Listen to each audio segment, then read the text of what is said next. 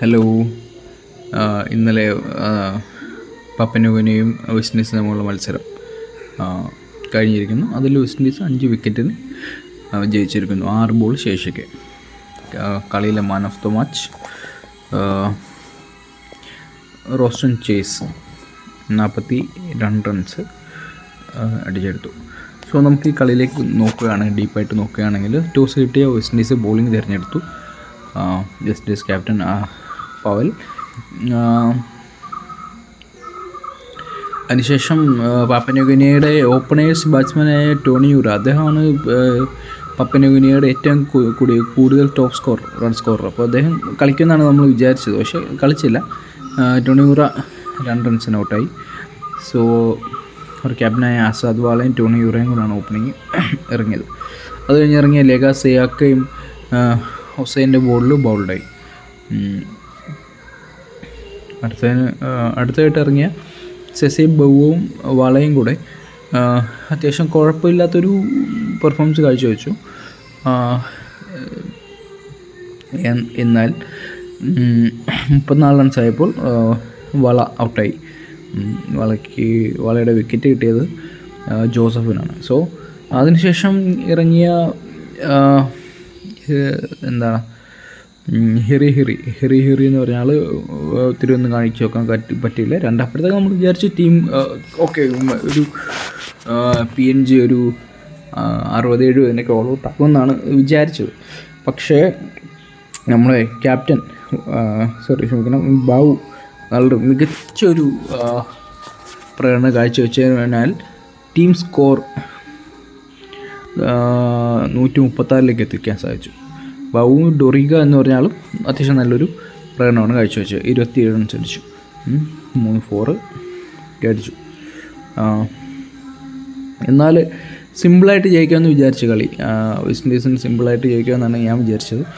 എന്നാൽ west Indies ബാറ്റിങ്ങിന് ഇറങ്ങുമ്പോൾ ആദ്യം മുതൽ തന്നെ സ്ട്രഗിൾ ചെയ്യുന്നതാണ് കണ്ടത്. നമ്മുടെ ഓപ്പണർ ബാറ്റ്സ്മാനായ ജോൺസൺ ചാൾസിനെ 0 റൺസിന് നഷ്ടമായി. അതിനുശേഷം നിക്കോളാസ് പൂറൻ ഇറങ്ങി. നിക്കോളാസ് പൂറൻ കുറേ സ്ട്രഗിൾ ചെയ്തു. കാരണം കളി കാണുന്നവർക്ക് മനസ്സിലാവും ഇവർ പേസ് നമുക്ക് ഇവിടെ യൂസ് ചെയ്യാൻ പറ്റില്ല. കാരണം ഇവർ ബോളേഴ്സ് എല്ലാം പേസ് അറിയാത്ത ആൾക്കാരാണ്. സോ അങ്ങനെയുള്ള പേസൊന്നും നമുക്കിവിടെ യൂസ് ചെയ്യാൻ സാധിക്കാത്തതുകൊണ്ട്, ബോൾ വലിയ ഗ്രൗണ്ടും ആയതുകൊണ്ട് കൈ നല്ല പവർ ഉണ്ടെങ്കിൽ മാത്രമേ പോകത്തുള്ളൂ. 6 ഒക്കെ 4 അങ്ങനെ കാര്യങ്ങളൊക്കെ.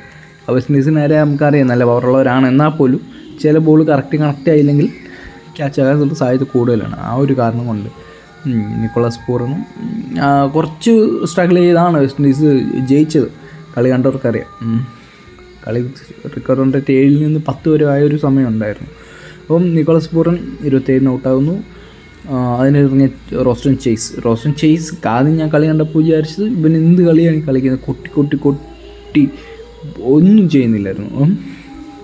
ഭയങ്കര മോശം കളിയായിട്ടാണ് എനിക്ക് ഫീൽ ചെയ്തത്. എന്നാൽ അവസാനത്തെ ഒരു 18ാമത്തെ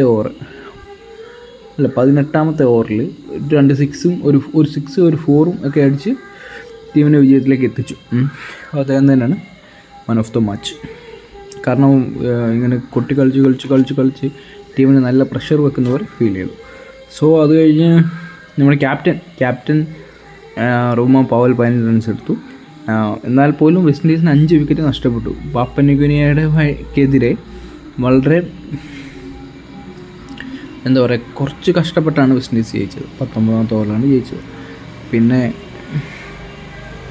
പാപ്പന്യൂഗിനിയ വളരെ മികച്ചൊരു പോരാട്ടം കാഴ്ചവെച്ചു. കാരണം ഇവർ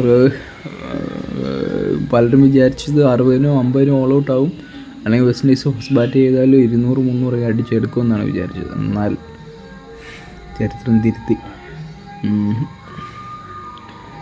എല്ലാവരും കണക്കുകൂട്ടൽ തെറ്റിച്ചു. പാപ്പന്യൂഗിനിയ നല്ലൊരു പോരാട്ടം കാഴ്ചവെച്ചു. സോ ഇതാണ് ഇന്നത്തെ ക്രിക്കറ്റ് സ്റ്റോറി. സോ നമുക്കിനി അടുത്ത കളിയായ നമീബിയ ഒമാനും തമ്മിലുള്ള കളിയെ പറ്റിയുള്ള വിശേഷങ്ങൾ സംസാരിക്കാം. Okay, thank you.